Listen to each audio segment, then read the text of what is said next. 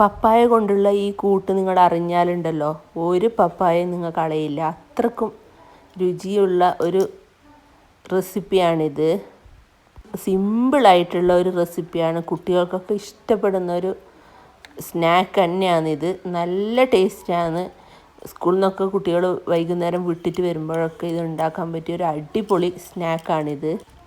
ഇത് ഭയങ്കര രുചിയുള്ള ഒരു റെസിപ്പിയാണ്. നല്ല ക്രിസ്പി ആയിട്ടുള്ള ഒരു റെസിപ്പിയാണ് ഇത്. ഒരു പപ്പായ എടുത്ത് അതിൻ്റെ തോല് മുഴുവനായി ചെത്തിയെടുത്തിട്ട് പപ്പായ എടുക്കാം. ഇപ്പം പപ്പായ മുഴുവനായി ചെത്തിയെടുത്തിട്ടുണ്ട്. ഇനി ഇത് മൊത്തം ഒന്ന് ക്ലീനാക്കി എടുക്കാം. ഒരു തുള്ളി എണ്ണ പോലും കുടിക്കില്ല ഈ റെസിപ്പിയിൽ. ഇത് നല്ല ഹെൽത്തി ആയിട്ടുള്ളൊരു റെസിപ്പിയാണ്. ഇതിപ്പോൾ ചെറിയൊരു പപ്പായ ഞാൻ എടുത്തിട്ടുണ്ട്. ഇനി ഇതിൻ്റെ കുരുവൊക്കെ കളഞ്ഞിട്ട് വൃത്തിയാക്കാം. ഇനി ഇത് ഇങ്ങനെ ഒന്ന് കട്ട് ചെയ്തിട്ട് ഇത് ക്ലീൻ ചെയ്തിട്ടെടുക്കാം. അപ്പോൾ ഇത് നന്നായി ക്ലീൻ ചെയ്തിട്ടുണ്ട്. ഇനി ഇതുപോലെ ഒന്നെല്ലാം കട്ട് ചെയ്യാം. എൻ്റെ വീഡിയോ എല്ലാവരും ഇപ്പോൾ കാണുന്നുണ്ട്. 5K ഒക്കെ ഇപ്പോൾ കാണുന്നുണ്ട്. പക്ഷേ ലൈക്കും സബ്സ്ക്രൈബും കുറവാണ്. അപ്പോൾ എല്ലാവരും ഒന്ന് സപ്പോർട്ട് ചെയ്യണേ. വീഡിയോ ലൈക്ക് ചെയ്തിട്ട് ഒന്ന് സബ്സ്ക്രൈബ് ചെയ്യണേ. അപ്പോൾ ഇതുപോലെ നീളത്തിൽ കട്ട് ചെയ്യാം. നല്ലോണം കനം കുറച്ച് കട്ട് ചെയ്യരുത്. കുറച്ച് കട്ടിയൊക്കെ വേണം. നമ്മുടെ വളപ്പിലൊക്കെ നല്ല സുലഭമായി കാണുന്ന ഒരു ഫ്രൂട്ടല്ലേ പപ്പായ. അപ്പം അത് നല്ലൊരു ഫ്രൂട്ടാണ്. അപ്പോൾ ഒരു വിഷവും ഒന്നും ചേർക്കാതെയുള്ള ഒരു ഫ്രൂട്ടല്ലേ. അപ്പം അത് വെച്ച് നമുക്ക് ഇങ്ങനെയുള്ള സ്നാക്സും റെസിപ്പിയൊക്കെ ചെയ്യാൻ പറ്റുന്നത് തന്നെ ഒരു കാര്യമല്ലേ. അപ്പോൾ എല്ലാവരും ഇത് കാണുന്ന എല്ലാവരും ഒരു പ്രാവശ്യമെങ്കിലും ഇതൊന്ന് ഉണ്ടാക്കി നോക്കണം. അപ്പം ഇതുപോലെ തന്നെ കട്ട് ചെയ്യണം. കനം കുറച്ച് കട്ട് ചെയ്ത് അത്യാവശ്യം കട്ടിയിൽ കട്ട് ചെയ്യണം. ഫ്രഞ്ച് ഫ്രൈസിനൊക്കെ നമ്മൾ കട്ട് ചെയ്യില്ലേ, അതേ രൂപത്തിൽ തന്നെ കട്ട് ചെയ്യണം. മുഴുവൻ പപ്പായയും ഇതുപോലെ ഒന്ന് കട്ട് ചെയ്തിട്ട് മാറ്റി വെക്കാം. ഇനി ഇത് ഇതൊന്ന് തിളപ്പിച്ചെടുക്കാൻ പോവുകയാണ്. അങ്ങനെ ചെയ്യുമ്പം ഒരു തുള്ളി എണ്ണ പോലും ഇതിന് കുടിക്കില്ല. അപ്പം ഇത് കുറച്ച് വെള്ളം എടുത്തിട്ടുണ്ട്. ഇതിലേക്ക് കുറച്ച് ഉപ്പ് ആഡ് ചെയ്ത് ഇതൊന്ന് തിളപ്പിക്കാൻ വെക്കാം.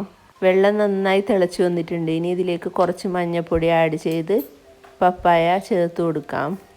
ജസ്റ്റ് ഒന്ന് തിളപ്പിച്ചാൽ മാത്രം മതി. ആ സമയം കൊണ്ട് നമുക്ക് കുറച്ച് പാത്രത്തിൽ വെള്ളം എടുത്ത് മാറ്റി വെക്കാം.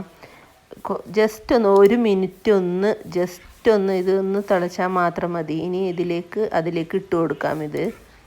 ഇനി ഇത് മുഴുവനായിട്ട് പച്ചവെള്ളത്തിലേക്ക് കോരിയിട്ടിടാം. ഇനി ഇത് വെള്ളത്തിൽ നിന്ന് എടുത്തിട്ട് ഒരു അരിപ്പ പോലുള്ള പാത്രത്തിലേക്ക് ഇടാം. ഇതിങ്ങനെ ചെയ്യുന്നത് നല്ല ഡ്രൈ ആയി കിട്ടാനാണ്. നോക്കിക്കോ, ഇതിപ്പോൾ നല്ല വെന്തുടയാതെ ഇതുപോലെ ഇങ്ങനെ കിട്ടണം. ഇനി ഇതിലേക്കുള്ള മസാല റെഡിയാക്കാം. കുറച്ച് മഞ്ഞൾപ്പൊടിയും കുറച്ച് മുളക് പൊടിയും ഗരം മസാലപ്പൊടിയോ ചിക്കൻ മസാലപ്പൊടിയോ നിങ്ങളുടെ കയ്യിൽ എന്തുള്ളത് അത് ആഡ് ചെയ്ത് നന്നായി സ്പൂൺ വെച്ച് മിക്സ് ചെയ്യാം. ഇതിപ്പോൾ നന്നായി മിക്സ് ചെയ്തിട്ട് ഇനി ഇതിൽ 2.5 സ്പൂണ് കോൺഫ്ലവർ പൊടിയാണ് ഞാൻ ആഡ് ചെയ്യുന്നത്. ഇപ്പം നിങ്ങൾ എത്ര പപ്പായ എടുക്കുന്ന അതിനനുസരിച്ചിട്ട് കോൺഫ്ലവർ പൊടി ചേർക്കണം. എന്നാലും നല്ല ക്രിസ്പി ആയിട്ട് കിട്ടും. ഇതിപ്പോൾ നന്നായി മിക്സ് ചെയ്ത് ഇതിലിപ്പോൾ നല്ല മസാലയൊക്കെ പിടിച്ചിട്ടുണ്ട്. ഇനി ഇതിലേക്ക് ഒരു 1.5 സ്പൂണ് കോൺഫ്ലവർ പൊടി ഇടാം. ഇനി ഇതിലേക്ക് കുറച്ച് ഉപ്പ് ആഡ് ചെയ്യാം. ഇതിപ്പോൾ ഞാൻ ഒരു 1.5 സ്പൂണ് കോൺഫ്ലവർ ആഡ് ചെയ്തിട്ട് ഇതിപ്പം റെഡിയായി വന്നില്ല. അപ്പോൾ വീണ്ടും ഞാൻ 1 സ്പൂണ് കോൺഫ്ലവർ പൊടിയും ഇട്ടിട്ടുണ്ട്. ഇനിയിപ്പോൾ ഇത് നന്നായി കൈ വെച്ച് നന്നായി തിരുമ്മി അങ്ങ് സെറ്റാക്കി എടുക്കാം. ഇപ്പോൾ കണ്ടില്ലേ, കുറച്ചൊരു വെള്ളത്തിൻ്റെ അംശമൊക്കെ ഇല്ലേ. അപ്പം കുറച്ചും കൂടി കോൺഫ്ലവർ പൊടി ഞാൻ ആഡ് ചെയ്യാണ്. 1 സ്പൂണ് കോൺഫ്ലവർ പൊടിയും കൂടെ ഞാൻ ആഡ് ചെയ്യാം. ഇനി നന്നായി മിക്സ് ചെയ്തെടുക്കാം. കണ്ടില്ലേ, ഇതുപോലെ ഇങ്ങനെ വിട്ട് വരണം. അപ്പോഴാണ് ഇതിന് സെറ്റായി നിൽക്കും. ഇതിങ്ങനെ വിട്ട് വരുമ്പോൾ ഇത് നന്നായി പാകമായി എന്ന് ഉറപ്പിക്കാം. ഇനി ഒരു പാന് അടുപ്പിൽ വെച്ച് നന്നായി ചൂടാക്കി അതിലേക്ക് കുറച്ച് എണ്ണ ഒഴിച്ച് കൊടുക്കാം. എണ്ണ നല്ല ചൂടായതിന് ശേഷം മാത്രം ഇങ്ങനെ ഇട്ട് കൊടുക്കാം. ഓരോന്നായിട്ടൊന്നും ഇട്ട് കൊടുക്കണമെന്നൊന്നുമില്ല. നമുക്ക് എങ്ങനെ ഇട്ട് കൊടുക്കാം അതിനങ്ങനെ ഇട്ട് കൊടുത്താൽ മതി. ഇതിപ്പോൾ നന്നായി ഹൈ ഫ്ലെയിമിൽ വെച്ച് തന്നെ മുഴുവനും പൊരിച്ചെടുക്കാം. തീ കുറച്ച് വെച്ചിട്ടൊന്നും പൊരിച്ചെടുക്കണ്ട. ഇതിന് നല്ല തീയാണ് വേണ്ടത്, നല്ല മൊരിഞ്ഞ് കിട്ടാൻ നല്ല തീ വേണം. അപ്പോൾ ഫുൾ തീയിൽ തന്നെ മുഴുവനും സമയം വെക്കുക. ഇതൊരു 10-15 മിനിറ്റ് ഇത് നന്നായി ഫ്രൈ ചെയ്തെടുക്കാം. അപ്പം അതിൻ്റെ ക്രിസ്പിനെസ് കിട്ടുകയുള്ളൂ. ഇവിടെ ഇല്ലേ നല്ല മഴയാണ്, അതുകൊണ്ടാണ് ഇങ്ങനെ സൗണ്ട് കേൾക്കുന്നത്. അപ്പം നിങ്ങൾക്ക് ബുദ്ധിമുട്ടായെങ്കിൽ ക്ഷമിക്കണേ.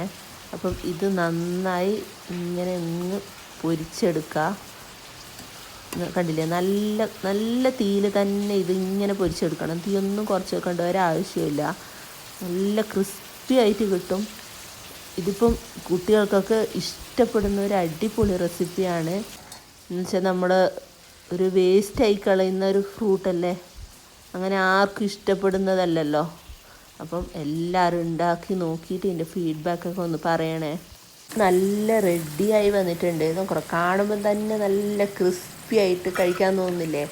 ഇത് ഒരിക്കലും പപ്പായ ആണിത് ഉണ്ടാക്കിയതെന്ന് ഒരിക്കലും പറയില്ല. അത്രക്കും ടേസ്റ്റാണ് ഈ റെസിപ്പി.